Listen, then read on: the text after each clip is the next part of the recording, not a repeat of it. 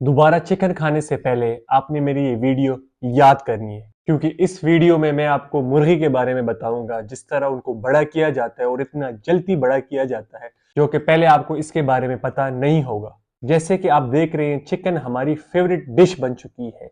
लाजमी हमारे खाने में चिकन होती है, या हर दूसरे दिन बाद चिकन बनती है, या अगर आप कहीं भी किसी जगह पे भी जाते हो तो आपको मुर्गी लाजमी पकी हुई बन जाती।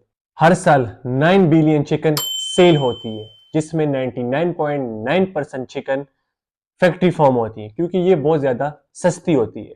जैसे कि उस दिन मैं मार्ट पे गया और वहां पे मैंने रोस्टेड चिकन देखा, तो वो 1500 रुपए का रोस्टेड चिकन दे रहा था। तो यहां से अंदाजा लगा ले, क्योंकि उन्होंने उसमें से भी कमाना है, पीछे होलसेलर ने उनको दिया होते वो भी कमा रहे होते।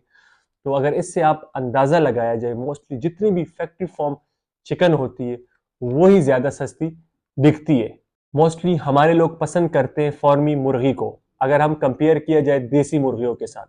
1925 में, आज से 100 साल पहले, एक मुर्गी जो है वो 125 दिन में बड़ी होती है, जबकि आजकल वही मुर्गी 47 दिनों में, यानी कि 1.5 महीने में मुर्गी बिल्कुल तैयार हो जाती है। तो इस पे आप खुद सोचिए कि कैसे एक मुर्गी आज से 100 साल पहले इतने टाइम बाद वो बड़ी होती थी, और आजकल ये मुर्गी इतनी जल्दी कैसे तैयार हो जाती है। क्या वो चीज है, क्या वो केमिकल्स है, क्या इनको खिलाया जाता है जिसकी वजह से ये मुर्गी 1.5 महीने के अंदर इतनी बड़ी हो जाती है। जैसे कि एक ऑर्गेनाइजेशन है CAFO, confined animal feeding operation.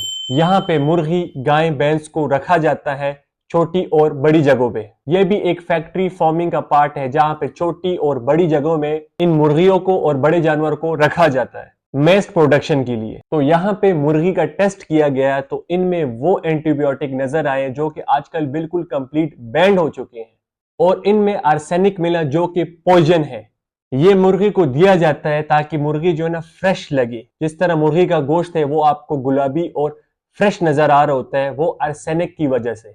ये आर्सेनिक सबसे ज्यादा इनके पर, पंजे और चोंच में मिला। और अब आप जान सकते हैं कि मुर्गी के खाने के लिए ज्यादातर जो है ना, मुर्गी की जब काट दी जाती है तो उसके जो पर है, पंजे है और चोंच है, ठीक है, इसको दोबारा से मिक्स किया जाता है और इसी से इनका दोबारा से खाना बनाया जाता है। यानी कि जो भी दोबारा से मुर्गी बड़ी होती है उनको ये खुराक दिया जाता है, मतलब कि दोबारा जो आर्सेनिक पॉइजन केमिकल है वो दिया जाता है, दोबारा से मुर्गी में जाता है, और फिर वही मुर्गी हमारे सामने प्लेट में कटी हुई सालन में बन के आती है, और हम उसी मुर्गी को दोबारा से खा रहे होते हैं। और इसके साथ साथ बेनाड्रिल, एसिटोअमाइनोफिन और प्रोजाक जैसी मेडिसिन भी मुर्गी को दी जाती है, जो कि एंटीजाइटी के लिए, डिप्रेशन के लिए मुर्गी को दी जाती है। ये क्यों देते हैं? क्योंकि लाजमी बात है, मुर्गी को बहुत छोटी सी जगह पे रखते हैं, ठीक है, ताकि मुर्गी एंजाइटी, डिप्रेशन से बच सके। तो उसके लिए ये मेडिसिन उनको दी जाती है, और उनकी पूरी बॉडी में ये मेडिसिन होती है। और इसके साथ साथ कैफीन भी मुर्गी को दी जाती है, ताकि वो जाग रहे हर टाइम, ज्यादा ना सोए। क्यों? क्योंकि वो जितना ज्यादा जागेगी मुर्गी उतना ज्यादा खाना खाएगी, और जितना वो ज्यादा खाना खाएगी तो मुर्गी जो है ना बहुत कम टाइम में बहुत जल्दी बड़ी होगी। अब दुनिया भर में 60% जो एंटीबायोटिक है वो फार्म एनिमल को दिया जाता है, जिनमें ये फार्मी मुर्गियां भी शामिल है और इनकी अंडों में भी, ठीक है। अब इनको जो है ना हैवी एंटीबायोटिक दिया जाता है और हाई डोज किया जाता है, ठीक है।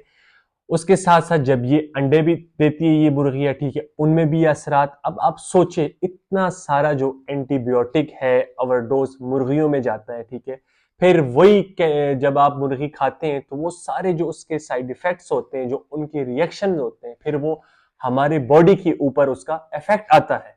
अब आपके पास दो ऑप्शन है। पहला ऑप्शन ये कि यही जो फार्मी मुर्गियां है, ठीक है, इसको आप खाते रहे, ठीक है, और इसके अंदर ये जितना सारा केमिकल्स है, ठीक है, इसमें डाला जाता है, यही केमिकल आपके बॉडी के अंदर जाएगा, और इसके फिर जो साइड इफेक्ट्स है, इसके रिएक्शन है, ठीक है, वो आपके हेल्थ के ऊपर, क्यों क्यों हम इतना जल्दी जो है ना बीमार होते हैं, इतने सारे मसले मसाइल है, क्योंकि हमें मोस्टली जो हमारा मोस्ट कॉमन कॉज है वो हमारा डाइट है, जो हम खा रहे होते हैं, ठीक है।